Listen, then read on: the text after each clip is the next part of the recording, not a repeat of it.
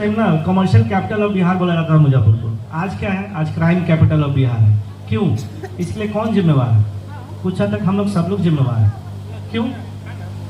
आपने कभी सोचा है कि कितना क्राइम? अगर मैं पिछले 5 दिनों की घटनाक्रम को बताऊं तो आप लोगों ने पेपर के माध्यम से पढ़ा होगा कि कितने क्राइम हो रहे हैं। डबल मर्डर हो रहा है, 2-2 गोलियां चल रही हैं, हर जगह पे एकदम लूटपाट मचा हुआ है, कोई आदमी सेफ नहीं है रोड पे। कौन है जिम्मेवार इसके लिए? हम लोग तो वोट देते हैं। क्यों वोट देते हैं हम लोग वोट क्यों देते हैं? इलेक्शन के दिन जब वोटिंग का दिन होता है हम लोग वोट क्यों देते हैं? क्योंकि हम लोग 5 साल की गारंटी लेते हैं कि 5 साल तक ये बंदा हमारी रक्षा करेगा और हमारे सारे प्रॉब्लम को सॉल्व करेगा। वोट तो इसलिए देते हैं ना जी।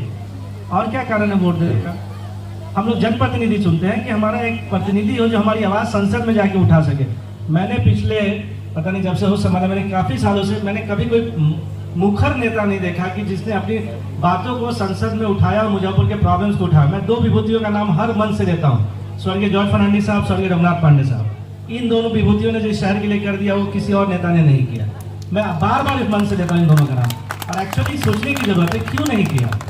इन दोनों विभूतियों में इच्छा शक्ति थी कुछ अलग हटके करने की, बाकी लोगों में इच्छा शक्ति नहीं है। बाकी लोग तो अपने अपने में ही लगे पड़े। मैं किसी का नाम नहीं देखा हूँ ड्यूरिंग माई प्रैक्टिस कि गनशॉट इंजरी। तो मतलब समझिए कि मैं जब बच्चा था तो कभी एक गोली चलती थी तो लगता था 2-3 दिन तक कर्फ्यू लग गया शहर में, इस टाइप से होता था। हम लोग को एक मन में एक डर था।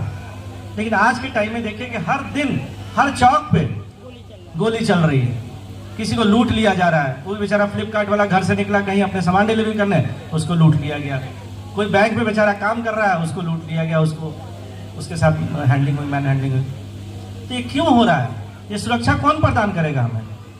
हमारा जनप्रतिनिधि। देखिए जनप्रतिनिधि हमारे बीच, हमारे और सरकार के बीच का एक दरिया है, रास्ता है हमारा, ठीक है। वो हमारी प्रॉब्लम्स को सॉल्व करने का तरीका है हमारा।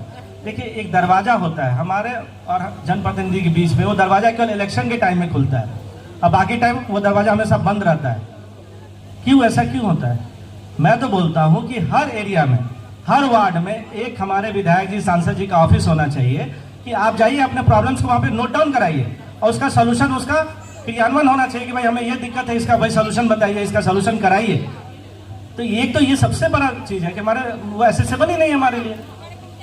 उनसे मिलना बहुत मुश्किल। अभी जैसे बता रहे थे भाई साहब कि वो 3 टायर 4 टायर सिक्योरिटी है, उनसे मिलना बहुत मुश्किल है। मिलते हैं कब? तो चुनाव के समय मिलते हैं। मिलने की जरूरत नहीं, वो आपके पास खुद चल के आ जाएंगे क्योंकि आपकी वोट की ताकत को समझते हैं कि आपके पास वो ताकत है जो आपसे कोई छीन नहीं सकता।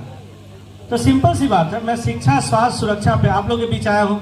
मैं यही 3 वादे करने आया हूँ कि मैं इन 3 फैक्टर्स पे ही काम करूँगा। और मैं चाय पे चर्चा के बहाने आप लोग सब लोग से हर वार्ड में, हर गली मोहल्ले में आप लोग के बीच में जाता हूँ। आप लोग का मार्गदर्शन, आशीर्वाद, समर्थन की उम्मीद रखता हूँ। और एक बदलाव आना चाहिए मुजफ्फरपुर में। इसलिए नहीं कि गौरव वर्मा आपके बीच आया, आपके वार्ड में और बोल रहा है। मैं कोई ऐसे वैसा भाषण देने नहीं आया जो इम्प्रैक्टिकल बातें हों। मैं बस वही बोलने आया हूँ जो कॉमन बातें हैं। हर आदमी परेशान है, हर आदमी दुखी है अंदर से, हर आदमी गुस्से में है, लेकिन अपने गुस्से को ईवीएम के बटन के तहत दर्शाना है।